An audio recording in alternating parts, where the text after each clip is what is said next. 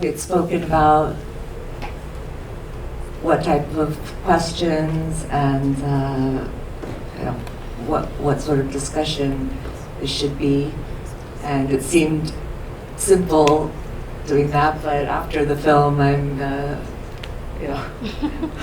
I have a very different feeling. This is my third time watching it, by the way, and it's mesmerizing every single time. So anyway, let me turn it over to the creators. So I'll start with the director, Sardar Gökçeoğlu. So what made you want to create this film and talk about İlhan Mimaroglu, make a film about İlhan Mimaroglu? Yeah, first of all, it's great to be here. Thanks to ATS, to festival. Showing my film to New York is like showing to my family, so I'm really excited. I was a big fan of electronic music in the 90s. In the 90s, the rock music and heavy metal was very popular, but I was listening techno and I felt alone. Then I discovered the book of İlhan Mimaroglu, which is electronic music. It's the first book about the electronic music in Turkey, but it wasn't easy to find his music in Izmir. So I was reading this book and I was trying to imagine this music. Then I listened to his music and obsessed, and also I'm puzzled. I want to learn everything about him. Then I made a short film about Erdem Helvacıoğlu. It was my first film, and also it was a music documentary. And after the short film, we wanted a bigger thing. Then Erdem and Esin helped me. I met Güngör Mimaroglu, and then Mimaroglu came. So how was the process? You said you made a film about Erdem, and you found İlhan Mimaroglu's music somehow. How did you do that when you were in Turkey? I'm going to get to Erdem in a minute. We were friends. How did you get?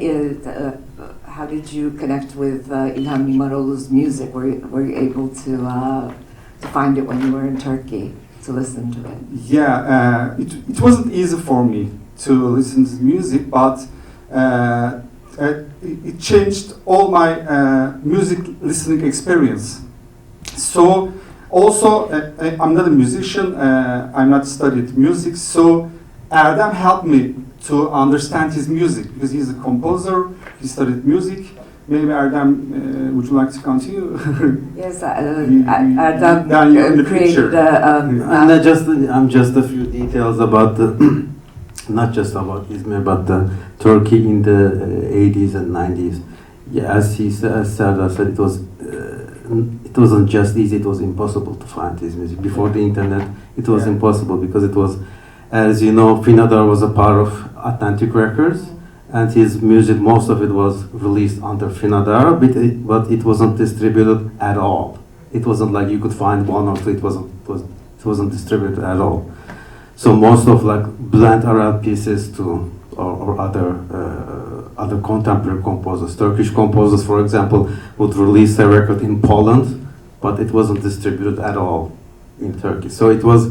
I think that's another detail. That was a part of it. Just started after the internet age, because Izmir was a small city.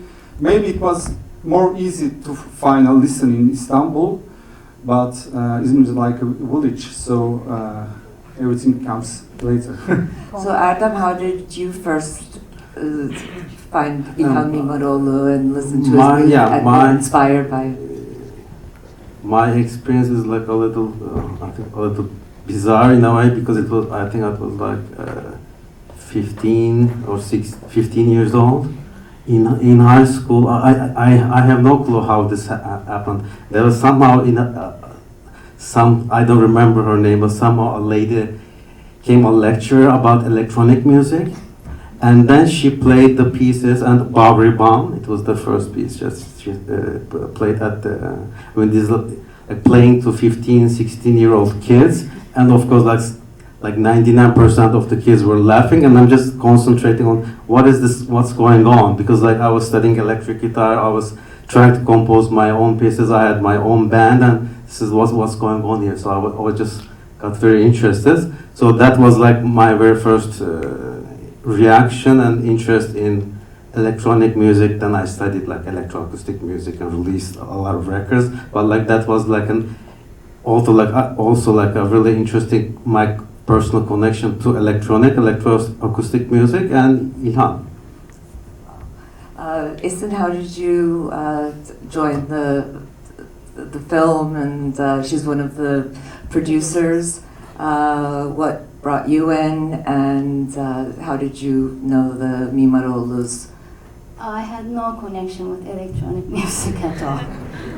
My only connection was Erdem.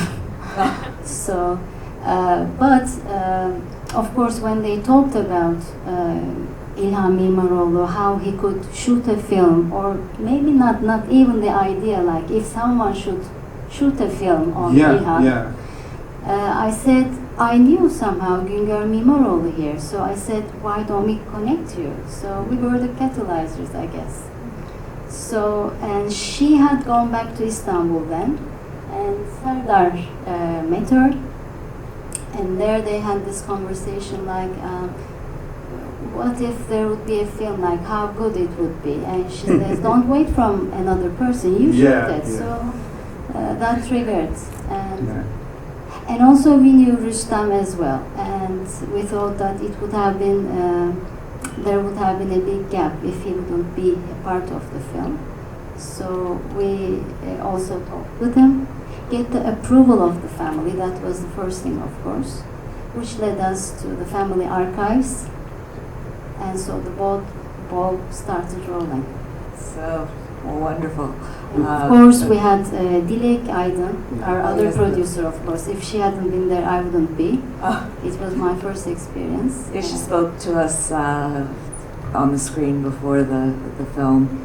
Well, it's good that you added Rustam, because I think it's powerful what he has to say, and seeing things from his perspective as well, how their relationship affected him. And another question I want to throw out is the music throughout that flows, so seamlessly from beginning to end. How was the visual? Was that superimposed? Was the music first? Was like how did all that come together? What was interesting for this project is in the editing process, first we edited all the sound materials. We edited it like a podcast. All the interviews and music. Erdem really helped us to choose the music. Mm-hmm. So it was like a podcast, and we listened it and we thought, yeah, it works.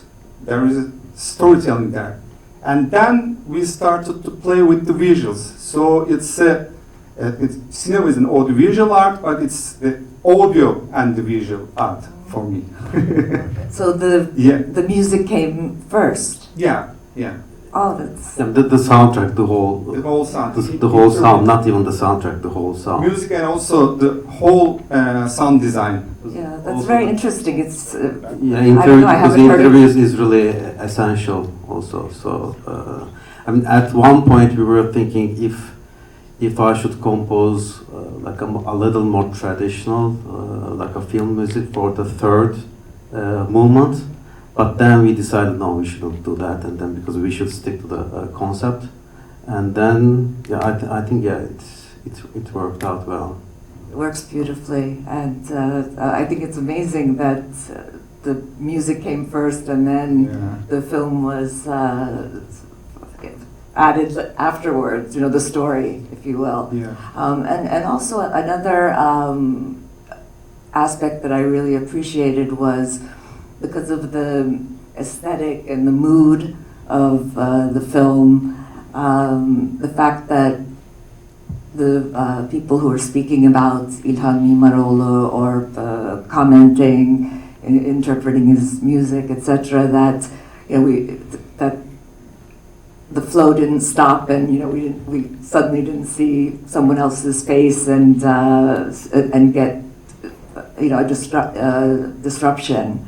So what made you decide to do that? I mean, I thought it was a very great choice. For me, music documentaries are very boring because they're all the same. The talking heads, the romantic music, and there are no angles in it. So firstly, I wanted to understand him and her. I try to understand them. So I wanted to show all the angles of this family, of this picture. You want to add something?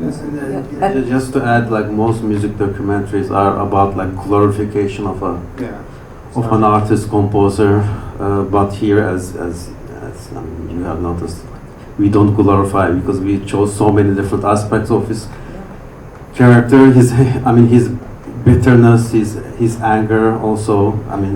Which somehow, not totally bit, but somehow as a like electroacoustic composer, I can understand I can try to understand his mindset, especially in the 60s, mid 60s and 70s, because it's interesting to note from the historical perspective of like Bülent Arel and İlhan Mimaroglu. They were the pioneers, and they were really the pioneers of electronic music. It didn't exist before then.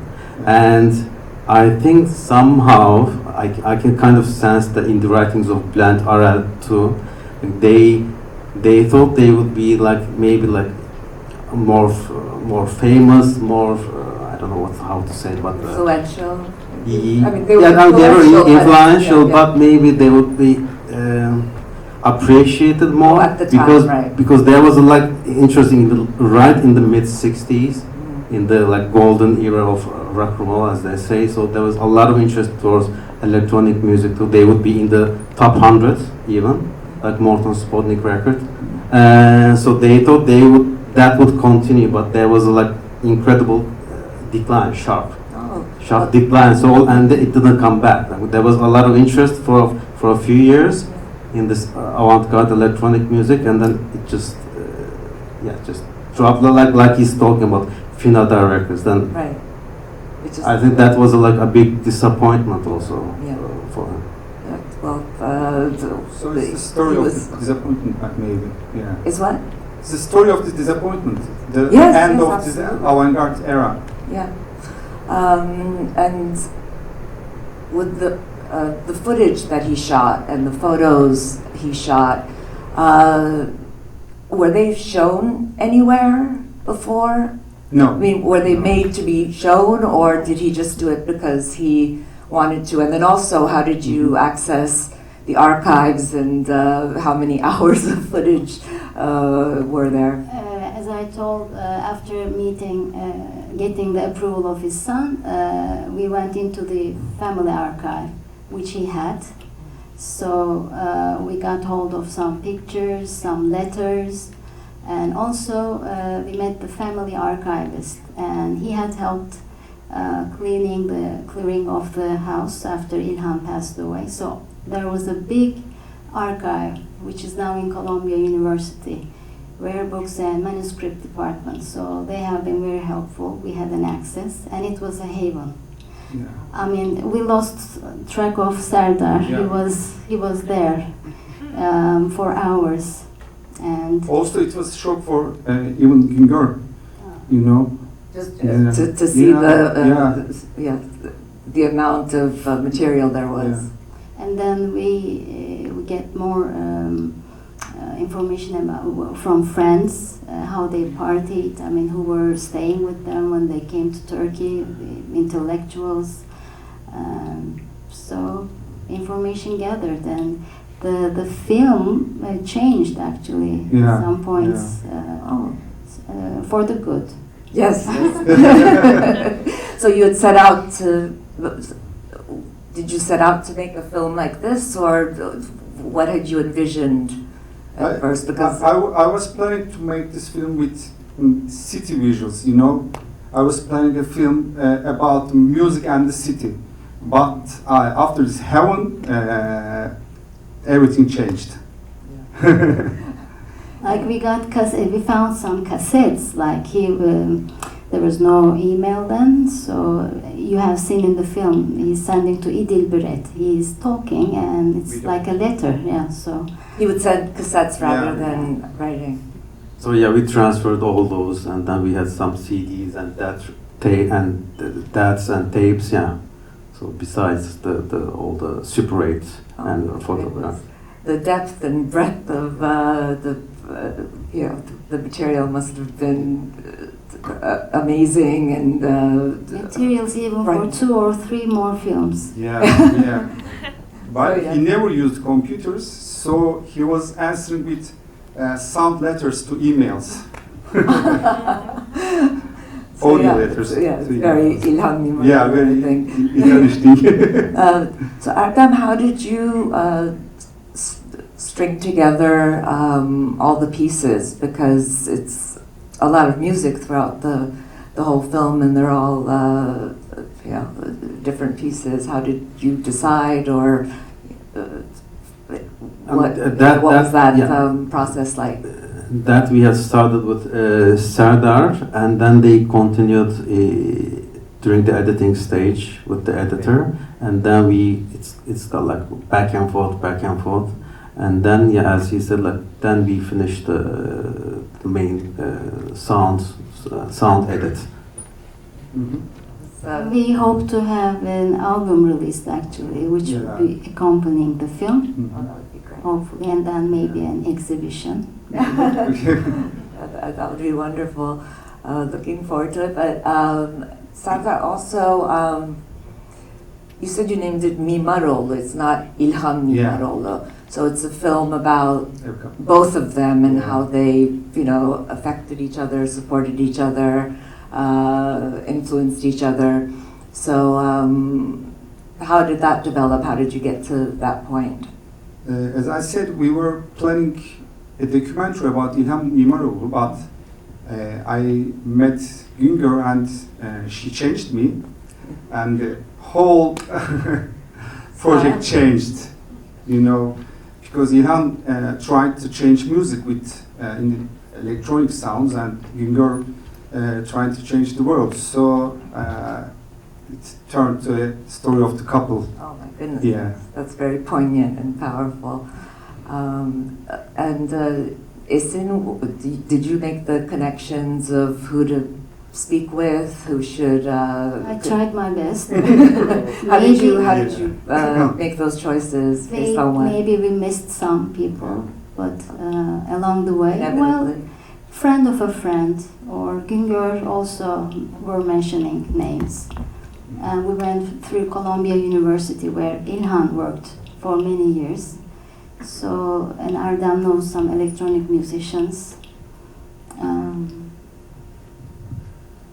Their house was like a party house. So Which one though? There were 2 different houses. The one in Colombia, but Okay. also the office as well. So so many important people, intellectuals were there. John Cage. People he had influence on, like John Lennon, Frank Zappa. If you would imagine, like when you listen to some music, if you're not accustomed to electronic music, it might not appeal to you, but he had an influence. So Yes, absolutely, and I think influence was we not- had done around total of around maybe 100 interviews. Yeah. So some of them are not on the film, but some excerpts are on our website. Oh, on the website. So, yeah. Okay. I'd seen them. The whole text is 600 pages. Oh Yeah. my goodness. All the interviews, the Yeah. talkings of İlhan Mimaroglu, Yeah. That That process just seems mind-boggling. Just the music. Well, he had just created so much, on, in so many different areas, just to bring them all together and create a brand new work of art is just really exceptional and yeah, breathtaking. Yeah, there are lots of historical videos in the archive. For example, Aziz Nesin came to this house in '93. So we are planning a soundtrack and also an exhibition to show them to world. Okay. Would it be a traveling exhibition, or would you start in New York or Turkey? Hopefully. Well, we have connections with Arter, an art gallery in Istanbul.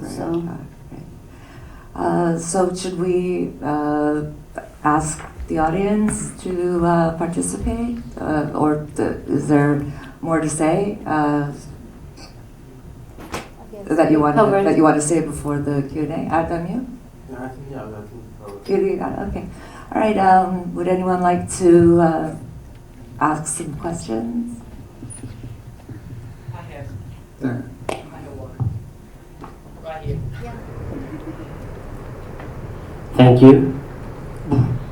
So, thank you for everything. So, I just want to ask that question, director and music director here. Generally, director has the script and they started to imagine the videos in their mind and they start to work. Sometimes it's different. This is so much different because you have the videos that you have to put together and you have to put the stories together without using your imagination actually. So you have to follow directions. Yeah. And the music director here, and he had to do that as well. So he has some stuff and he has to follow the strings, he has to follow the compositions and put it together, except mixing and mastering. So I'm asking that, how was the mixing and mastering process was going on with the sounds, and how was the process with the director he had to follow up? Because this is so difficult for me especially. Thank you. Is this a question for Erdem? For both of them. Okay. All right. So whoever wants to start first. I mean, mixing and mastering wise, we didn't change the sonic quality of the pieces. Like we chose excerpts and we sometimes crossfaded and then put some of them on top of each other and then added the excerpts from the interviews. So that was so there wasn't like any additional sound processing of the pieces, for example, like time stretch or any other processing like this. Yeah, you're right. So it's kind of difficult. So we have, in a way, it's difficult and easy because we have the music that also all of these pieces tells a story on its own. So that was when you have all these albums, all these collection of pieces, and you get an idea of which pieces you can use, which parts, and then it becomes a little easier. And then we have, of course, all of these interviews, and then of course the hard part with the interviews is like as Serdar said, like the 600 pages, hours and hours of material. So which part to find, which is going to be interesting on the screen. So that was a difficult part, but that's also thanks to our editor and Serdar. So it was back and forth. Yes. Yeah. Usually, I feel like researcher and archivist more than director, but the storytelling is very important for me. And in this project, the music and the sound design was a big part of this storytelling. So Erdem, did you know the bulk of İlhan Mimaroglu's work? So did that make it a little bit, not easier, but the fact that you were more familiar? Yes, and yeah, we listened most of his albums like like during my master's and PhD in Istanbul in electroacoustic music composition. So we knew his records, and they were also in the Borsan music library too. So yeah, we were lucky. So we had access to those. So that was we were lucky in that sense. My goodness, yes, this is a mountain of And little after the question, but I wrote a script. You know, it's in 3 chapters. The first is about İlhan Mimaroglu, the second is about Güngör Mimaroglu, and third one is about the son. It was basically the story of this script. So that defined the form. Yeah. So I think you're right in that sense. How do you define a form when you have hours and hours of material which are like found footage, Super 8 millimeter, and interviews and music, where to start, where to finish. I mean, it can go on forever. So that helped us to choose the right pieces from the big archive. The movements, like 3 movements, the form, the script, and then the sound, and then finish the sound editing, and then it gets a lot easier to find the right Super 8 films to put on top of it. Well, it was wonderful that you were in sync in that way and were able to weave everything together. Anyone else? Oh, here's someone. First of all, congratulations for the movie. And I really like the idea that you called it Mimaroglu, because I think there was a story of more than one person. Yeah. My question, as you have been through all the archives and the story of İlhan Mimaroglu, have you got any evidence what was his relation with Turkey and Turkish music? Like, what was his perspective about the country, relation, impact of Turkey to his work? Oh, well, in the film he mentions his father's record collection, but perhaps you know more about the music of Turkey. He was deeply connected to Turkey, for sure. And like he has how many books? In general, I can't remember, 8. Yeah, They're all in between Turkish. 8 and 20. He missed Turkey a lot. If you're asking that too. I think she was asking about the music of Turkey. Oh, Right? Is yeah. that right? I think the core of my question was, I kind of missed a little bit of that piece in the movie. What was his relation with the country, the music industry, like what was his relation with Turkey in general? I see. So that is what I was trying to get a little bit of a sense for you. If he got that evidence while going through his life and so forth.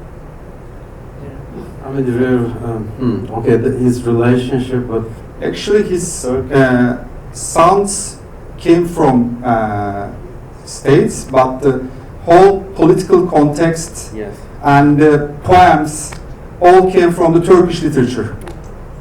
Yeah. So in that sense, he was more related to Turkey than Bülent Arel, for Yeah, example. sure. Bülent Arel's music was more experimental, with no lyrics, no words, just sound, and the sound came from his electronic music studio in States, in universities.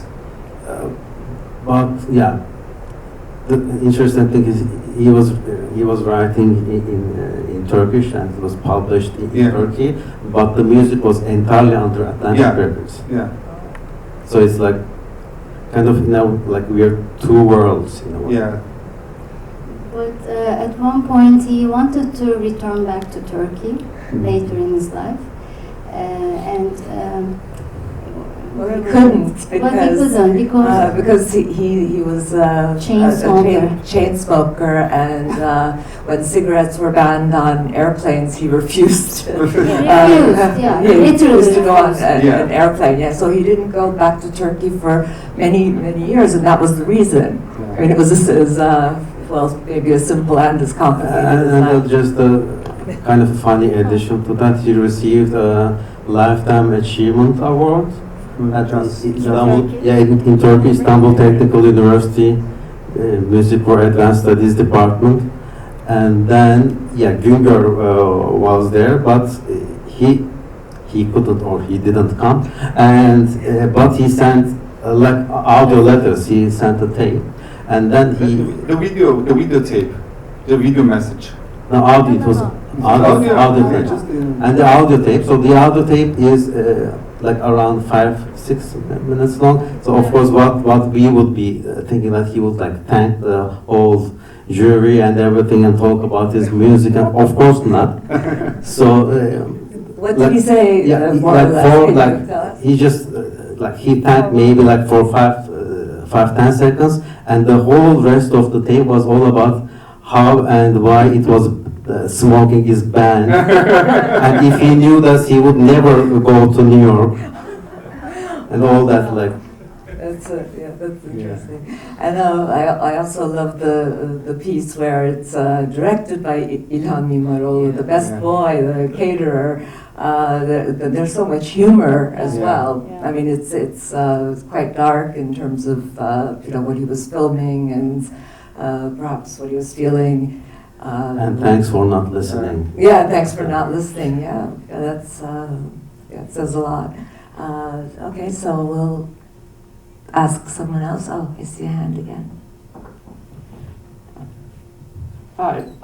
I was trying to figure out, listening to his music, I felt a very strong connection of anxiety, kind of relating to how his personality was explained in the movie. Yeah. And I was wondering how you felt with his music in terms of how it inspired you to make the movie. For example, did you try to go with a dark tone because his music tended to be more of this kind of pessimistic type of style? We really try to catch his spirit in the film. You know, I tried to find the visual part of this music. They were like painting for me. You know. Yeah. You want to add something? Yeah, maybe. Not easy. I mean, I could call it somehow dark, but as a composer, I enjoy really dark material, really atonal material. So that's like happiness for me. So in that sense, so I understand your perspective, but personally, as a composer, I wouldn't find it like anxiety or And darkness. Yeah, I understand the anxiety and the atonal and the way sounds are structured and the way sounds are produced and what kind of sounds. Yeah, I get that perspective. But personally, in that sense, I wouldn't feel it that way. But it's not just the darkness. I think it's a little darkness and anger, but overpowered maybe like melancholy. I find it to be like really a little sense of sadness always. I mean, that's my perspective. And irony. Yeah. Irony. Oh yes, a It's lot. very Yeah, important. she really had a That's amazing why sense of the humor. film is in half funny and dark, maybe. That's the Yeah. answer. Yeah. There's a nice balance But, with yeah. that, and it also speaks a lot to what kind of person he was as well. I mean, Yeah. he was multifaceted, of course, but yeah, there were just so many interesting and surprising, aspects of his personality and his career. If I could add about his sense of humor, like the family were friends with Bülent Arel, and so he would.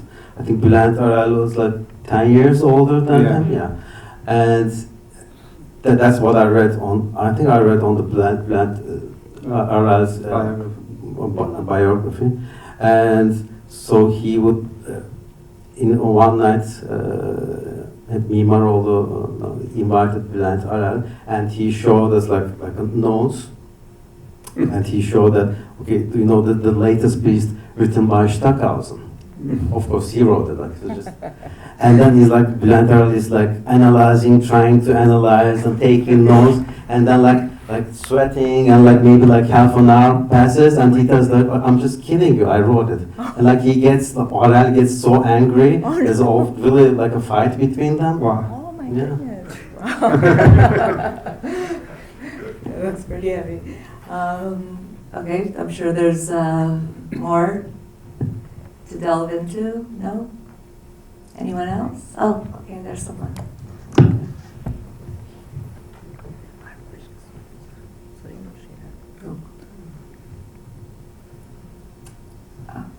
I'm going to look at it from two sides, Istanbul, New York.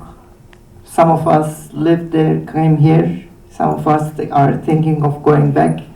So when I see that she left her son in Turkey to come here, and then she eventually ended up back in Turkey, and if I'm not mistaken, the son is here. Yes. Yes. And he, the father, or İlhan Bey, seems to be the catalyst that does the switch between the two sides and brings one here, takes the other one back.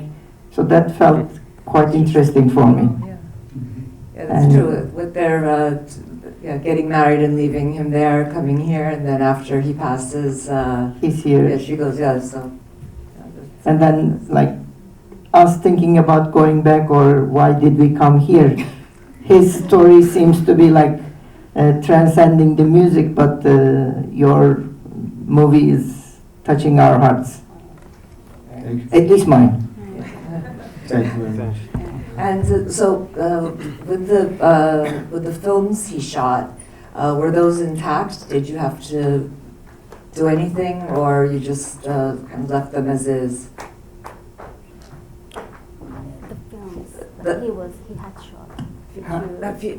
About Onu the, çektiği film. yeah, the question. Okay. We showed only a small part of this documentary because it is a really sound problem. Visuals are okay, but it's not easy to hear talkings. So I was just talking about the visuals in general because he shot so much, so many different. So was that all from one piece? mhm.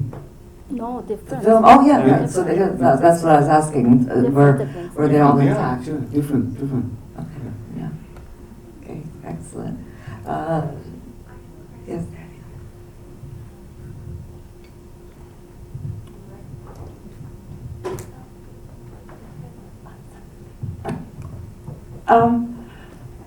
So I was wondering, since the perspective of telling it from the stepson Mhm. was very, it was beautiful to me in the sense that I got to see and have a perception of Mimaroglu from three different Yeah. perspectives. Like one, from himself, from his own, how he saw himself like through a mirror, and B, from his wife, and C, from the stepson. And then at that point, my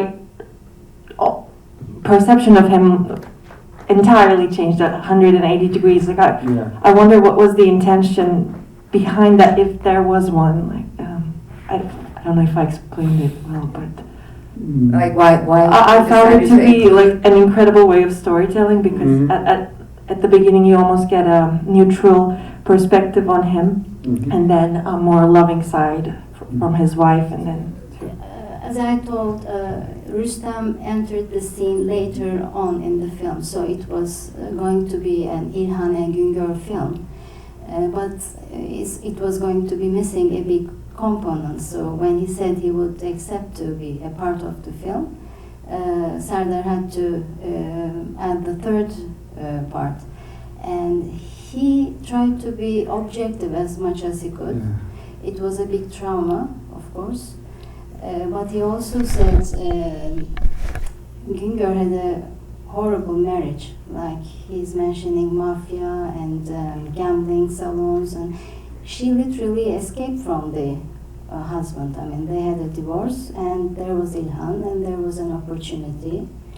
And so he tried his best to be objective. He also says the reason he studied film was because of İlhan. He was a cinephile. I mean, there were so many aspects of İlhan which we couldn't put in the film. Like he was an author, he had podcasts, he was a jazz producer, which we mentioned, but they didn't have a proper dad and son relationship, but he was a mentor for him. I think of a lot of things, even if you couldn't delve into it deeply in terms of time and telling the story, we got snippets of the variety of art forms and experiments that he did with film, and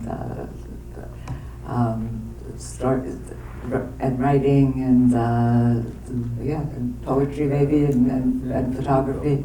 But I might maybe add something to that. Mimaroglu was like he was living in his world. Like he would be working until I think 7 o'clock in the morning at Columbia Princeton Studios, and then like that his like day would start at like around 5 o'clock in the evening, and like he was all in this music world, not just working on his pieces at Columbia Princeton, but also working at Atlantic Records for Charles Mingus and other as a jazz producer. So it was all his world and his writing. I highly doubt that he would want like Rustam or anyone else like be in that world. So that was him, his music, his artistic world, and Günger, and yeah. So that's what it is. Yeah. And well, you mentioned having Rustam in that world, but yeah, although Günger was, of course, an extremely important part of his life. She mentioned that they were, part of each other, like two halves that came together, but they lived in different homes, not really leading different lives, but somehow they managed to coexist without living together. Later in perhaps. their lives, I guess. So interesting. Yes, wrapping it up. Okay. Is there anything else you guys want to add? Well, as we wrap as they up? were working on the artistic part, we, the producers, were trying our best to get the funding for the film. Yes. So Dilek in Turkey and me here, and we tried several campaigns and individual donations. And here, like Erdan Arkan, we cannot forget his great support. Of course, Moon and Stars, and there are so many names. I'm afraid I might miss, but Beba Foundation. We're grateful. If we couldn't have finished the film without them. How long did the? 2.5 years. 2.5 years. years. Yeah. Oh, my goodness, yeah. And finally, we did the editing in Germany, and then the pandemic started. So we had to change our Europe tour, but we had Vision du Réel, the Europe premiere, and then Doc NYC, and we're here. Yeah. Thanks. Also, you can find more on our website. Also, talking heads are there. You can see the interviewers. Yeah. And they have an Instagram account as well. And yes, thank you for this beautiful piece. It's really inspiring and moving and exceptional. Thank you so much. Thank you. Thank you.